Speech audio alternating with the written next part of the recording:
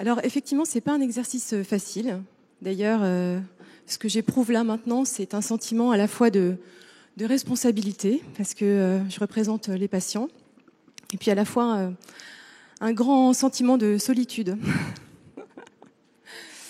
En fait, on va avoir 2 jours où on va parler de la santé digitale, de la disruption, de la nouvelle relation médecin-malade, de l'évaluation, de la mesure.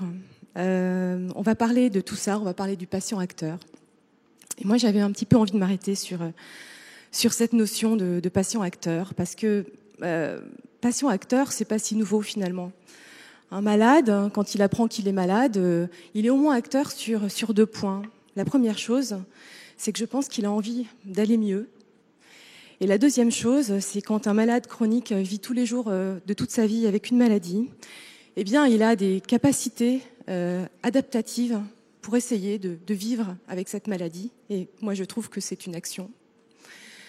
Et donc, le patient-acteur, tel qu'on l'entend peut-être aujourd'hui, c'est peut-être un patient-acteur qui, oui, d'accord, sera un patient évaluateur, un patient qui va mesurer ses données, un patient qui va regarder,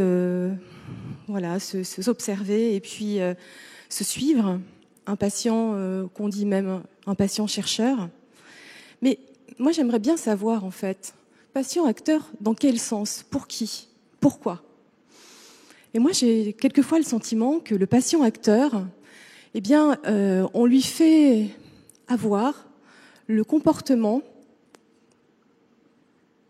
du système de soins, le comportement qui nous arrange, celui qui fait qu'aujourd'hui, on a un patient qui est aussi obéit un peu d'une certaine façon, est docile, prend bien son traitement, est bien vigilant au coût de son traitement, est bien conscient du coût de son traitement. Et moi, je veux dire une chose, c'est que si on veut qu'un patient soit autonome, eh bien, il faut prendre le risque aussi qu'il n'aille pas dans le sens qu'on veut. Et moi, je vois énormément de malades tout le temps. Et ces patients-là, en fait, ils ont cette autonomie. Et cette autonomie, c'est aussi, à un moment donné, de refuser, par exemple, des soins. C'est de refuser des traitements, de pouvoir essayer de se traiter différemment, par exemple, de prendre des thérapies alternatives. Est-ce que ces patients-là sont moins acteurs que les autres? Et puisqu'on s'intéresse au comportement des patients, j'aimerais aussi qu'on s'intéresse au comportement de la société. Qu'est-ce qu'elle fait, la société, pour les patients? Qu'est-ce qu'on devrait modifier dans la société pour les patients? Moi, je pense aux employeurs, par exemple. Je pense aux patients qui vivent leur vie dans cette société, dans lesquelles ils sont souvent contrits, isolés dans leur maladie dont ils ne parlent pas, ni à leur employeur, et quelquefois même au sein de leur propre famille. Cette société qu'on aurait tout intérêt à modifier, ou dont on aurait à modifier le regard, parce que sûrement on éviterait un certain nombre de choses. Je pourrais vous raconter le jour où Bertille, une jeune malade atteinte de rectocolite hémorragique, dînait un soir avec ses amis. Et puis, comme elle ne mangeait pas trop, elle n'était pas très bien, elle a été un peu harcelée par ses amis et elle a été obligée de balancer qu'elle avait une rectocolite hémorragique en plein dîner. Alors, vous imaginez pas le froid que ça a occasionné. Et même, je crois que ses amis lui en parlent encore. Le jour où Nabil, ou plutôt la femme de Nabil, a découvert que la nuit, il portait des couches. Lui, complètement terrorisé par le fait d'avoir une diarrhée impérieuse nocturne, et elle, stupéfaite de voir qu'il y avait une part de l'intimité de son mari à laquelle elle n'accédait pas. Je voudrais vous parler d'Émilie, une jeune malade de Crohn, qui chaque jour va au travail et qui tous les vendredis soirs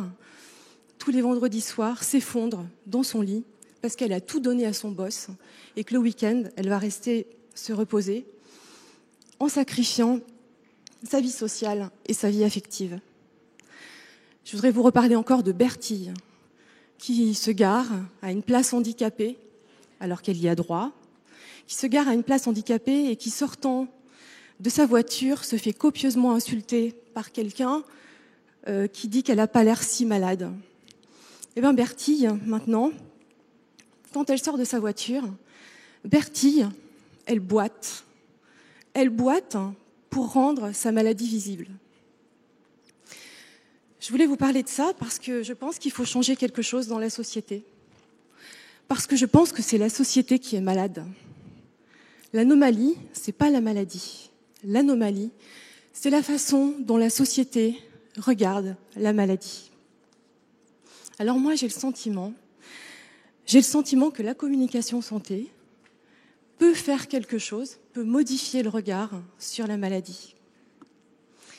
Et si on souhaite que le malade soit bienveillant, qu'il se suive lui-même, qu'il se considère, qu'il se sente acteur, il faudra d'abord que la société elle-même le regarde non seulement avec bienveillance, mais aussi avec toute l'admiration qu'il mérite, de toutes les compétences, de toutes les connaissances, de toutes les stratégies que le malade a à déployer tous les jours, et que cette personne le fait pas pour se maintenir en survie, mais pour se maintenir en vie.